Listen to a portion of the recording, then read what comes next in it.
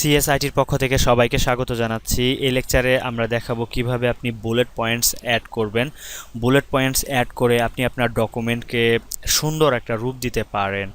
আপনি চাচ্ছেন parts of স্পিচের উপরে ছোট একটি লেকচার শিট তৈরি করবেন। সেক্ষেত্রে পার্টস অফ স্পিচ লিখে তারপরে noun, pronoun, verb, adverb, adjective এইগুলারকে বুলেট পয়েন্টস দিতে চাচ্ছেন। তো সেক্ষেত্রে করবেন কি, লিখে লিখে ইন্টারপ্রেস করে করে নিচের লাইনে চলে যাবেন। আমরা ইন্টারপ্রেস করে করে চলে গিয়েছি। আপনি বুঝবেন কিভাবে যে একটা ডকুমেন্টের মধ্যে কতগুলো ইন্টার আছে। এটা আমাদের আগের লেকচারে দেখানো উচিত ছিল, আমি হয়তোবা দেখাইনি। দেখুন, আপনি এই যে এখানে হোমের অধীনে এই যেরকম একটা আইকন আছে, এখানে ক্লিক করবেন। ক্লিক করলে একটা আইকন দেখাবে, মানে যেখানে আইকন দেখাবে সেইখানেই একটা ইন্টারপ্রেস করা আছে। আবার যদি ক্লিক করেন অথবা কন্ট্রোল জেড প্রেস করেন তাহলে পূর্বের অবস্থায় ফিরে যাবে। আমি আবার ক্লিক করতেছি, পূর্বের অবস্থায় ফিরে গেল। আমি চাচ্ছি যে নাউন, প্রোনাউন এই নিচের পার্টগুলোকে বুলেট পয়েন্ট অ্যাড করব। এজন্য এখান থেকে কার্সর ধরে মাউস দিয়ে ক্লিক করে নিচে ছেড়ে দেবো, মানে সিলেক্ট করলাম। সিলেক্ট করে দেখুন এখানে আমার হোমের অধীনে এখানে একটা বুলেট আছে, এটা নাম্বারিং না। আপনি এখানে ক্লিক করবেন অ্যারো চিহ্নতে, এখানে বিভিন্ন অপশনস আছে। এই অপশন থেকে আপনি বেছে নেবেন কোনটা আপনি নিতে চাচ্ছেন। প্রথমে উপরে যেগুলো আমরা রিসেন্ট ব্যবহার করেছি, তারপরে হচ্ছে যেটা আমাদের লাইব্রেরিতে সেট করা আছে। আমরা চাচ্ছি যেরকম তীরের মতো, তীরের যে ফলাটা আছে এটা ব্যবহার করব। দেখুন মোটামুটি হচ্ছে আমাদের আউটলুকটা একটু সুন্দর হয়েছে। এখন অনেক সময় হয় কি যে নাউনের ক্লাসিফিকেশন আবার দেখানো হয়, প্রপার নাউন, কমন নাউন এই বিষয়গুলো দেখানো হয়। তো আপনি চাচ্ছেন এগুলো লিখতে, আমরা লিখে দিচ্ছি। এখন বিষয়টা যদি সবগুলো একই সিরিয়ালে থাকে এইভাবে, তাহলে আমাদের ডকুমেন্টটা সুন্দর হয় না। নাউন থাকবে এখানে, তারপরে এই যে নাউনের ক্লাসিফিকেশনগুলো একটু সরে আসবে এই দিকে, তখন বিষয়টা একটু সুন্দর লাগবে। তো সেটা আমরা কিভাবে করব, আপনাকে এটাকে সিলেক্ট করতে হবে। দেখুন বুলেট পয়েন্টে সাধারণত অনেকে এইখান থেকে সিলেক্ট টান ধরে, মাউসের কার্সর টান দেয়।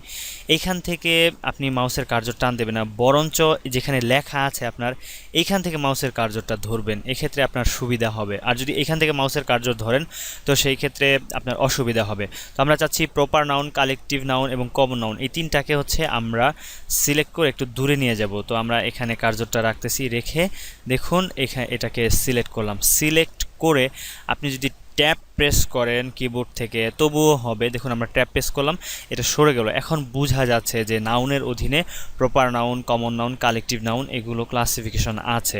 আপনি যদি কন্ট্রোল জেড প্রেস করেন পূর্বের অবস্থায় ফিরে যাবে, যেটা আমরা আগের লেকচারে দেখিয়েছি, রিডু এবং আন্ডু। যেটা হচ্ছে এই যে এইখানেও আছে, এখান থেকে আপনি প্র্যাকটিস করে করে করতে পারেন। তবে আমি বলবো আপনি শর্টকাট ইউজ করা শেখেন কিবোর্ড থেকে, এটা আপনার কাজের গতি বাড়িয়ে দিবে। এরপরে যেটা আছে, এখন সিলেক্ট করার পরে আমরা এই যে এখানে আপনি যদি কার্সর নিয়ে যান, ইনক্রিজ ইনডেন্ট এটা লেখা আসবে। ইনক্রিজ ইনডেন্টে আপনি যদি ক্লিক করেন তারপরেও হচ্ছে এটা এদিকে চলে যাবে, এটা ট্যাবের কাজ করে ঠিক সেমভাবে। আবার আপনি যদি উল্টা যেটা আছে এটা যদি ক্লিক করেন আগের অবস্থায় ফিরে যাবে। ঠিক আছে, আপনি যদি ডাবল ক্লিক করেন, মানে দুইবার ক্লিক করেন, তাহলে 2 স্টেপ দূরে চলে যাবে। এক স্টেপ এখানে ছিল, তো দ্বিতীয়বার ক্লিক করার সাথে সেটা আরেকটু দূরে সরে গিয়ে এখানে চলে এসেছে। আপনি চাইলে 3 স্টেপও ক্লিক করতে পারেন, সেটা আপনার ইচ্ছা। তো আমি কন্ট্রোল যদি জেড চাপি, আমার আগের অবস্থায় এটা ডকুমেন্টটা ফিরে যাবে। কন্ট্রোল জেড প্রেস করতেছি, দেখুন আগের অবস্থায় এক স্টেপ পেছনে চলে গেল। আপনি ইচ্ছা করলে এটাকে নাম্বারিং হিসেবে দিতে পারেন। দেখুন এখানে এ বি সি রোমান সংখ্যায় অনেকগুলো নাম্বার আছে, আপনি চাইলে যে কোনো নাম্বার ইউজ করতে পারেন। আপনি যদি টোটাল ডকুমেন্টটাকে এভাবে সিলেক্ট করে এখান থেকে নাম্বারিং করেন, দেখুন কেমন হয়। আমি এবিসি দিয়ে দিলাম, তো অটোমেটিক কিন্তু এখানে যে সাব সেকশন ছিল এই সাব সেকশনগুলো কিন্তু সে আলাদা করে নিয়েছে। এগুলো বড় হাতের আছে, এগুলো ছোট হাতের আছে, এইভাবে আলাদা করে নেবে। তো আমি আবার হচ্ছে এটাকে টোটাল ডকুমেন্টটাকে সিলেক্ট করতেছি। সিলেক্ট করে দেখুন আমি অন্য একটা দিয়ে দেখাচ্ছি, 1 2 3 দিয়ে দেখাচ্ছি, বা এভাবেই দিয়ে দেখাচ্ছি, রোমান সংখ্যায় যে কোনো একটা দিলেই হবে। তো আপনার অটোমেটিক এটা হচ্ছে এটা মিলবে না, ইজিলি বোঝা যাচ্ছে যে আমার এখানে একটা সাব সেকশন আছে। এরপরে যেটা আছে সেটা এই যে এইখানে দেখুন এটা এটা যদি আপনি ক্লিক করেন এটা সে সাবসেকশন তৈরি করে নেবে। আমরা এটা দিয়ে দেখাচ্ছি, এই যে হেডিং দেখেন, ক্লিক করলাম। ক্লিক করার পরে দেখুন প্রথম যেটা ছিল আমাদের, এটা যেমন নাউনের অধীনে প্রপার নাউন, এটা 1.1 দেখাচ্ছে, তারপরে 1.2 দেখাচ্ছে, 1.3 দেখাচ্ছে, তারপরে 1-এর অধীনে যা ছিল সেটা শেষ হয়ে যাওয়ার পরে এখান থেকে 2 দেখাচ্ছে। এটা একটা স্টাইল হতে পারে, আপনি চাইলে এভাবে দিতে পারেন। আমরা কন্ট্রোল জেড চেপে পেছনে ফিরে যাচ্ছি। ফিরে যাওয়ার পরে আমি আরেকটা দেখতেছি, দেখুন এইখানে এটা যদি দেন আপনি ইচ্ছামতো এখান থেকে সিলেক্ট করে করে দেখবেন যে কি হয়। আমরা এটা দিয়ে দেখাচ্ছি, দেখুন আবার এখানে 1 2 3 এভাবে রোমান সংখ্যায় আসলো, আসার পরে আবার এ বি সি, এখানে হচ্ছে আরেকটা প্যাটার্ন তৈরি হয়ে গেছে। এখান থেকে আপনি 3টা প্যাটার্নের যে কোনো প্যাটার্ন ইউজ করতে পারেন। আপনি যে শুধু এইগুলো ইউজ করতে পারবেন তা না, আপনি যে কোনো আইকন ইউজ করতে পারবেন। আমি সেটা দেখাচ্ছি কিভাবে আপনি করবেন। আমি কন্ট্রোল জেড চেপে পূর্বের অবস্থায় ফিরে যাচ্ছি। প্রথম যে বুলেট পয়েন্টটা ইউজ করেছিলাম, এই যে এখান থেকে প্রথম যে বুলেটটা, এখানে ক্লিক করতেছি। ক্লিক করে আপনি দেখুন নিচে আছে হচ্ছে ডিফাইন নিউ বুলেটস, এখানে যাবেন, গিয়ে আপনি এখানে সিম্বল দিতে পারেন। সিম্বলে ক্লিক করেন, দেখুন অসংখ্য না, অনেক সিম্বল আছে। তো আপনার কম্পিউটারে যে ধরনের ফন্ট ইনস্টল করা থাকবে বা আপনার কম্পিউটারে যত রিসোর্স বেশি থাকবে তত আইকনগুলো বেশি থাকবে, আপনি যে কোনোটা দিতে পারেন। দেখুন আমরা একটা ঘন্টার ছবি দিচ্ছি, আমি ওকে দিয়ে দিলাম, আবার হচ্ছে এখানে ওকে দিয়ে দিলাম, তো আমার এখানে ঘন্টার ছবি চলে এলো। এরকমভাবে আপনি আইকন তৈরি করেও দিতে পারেন।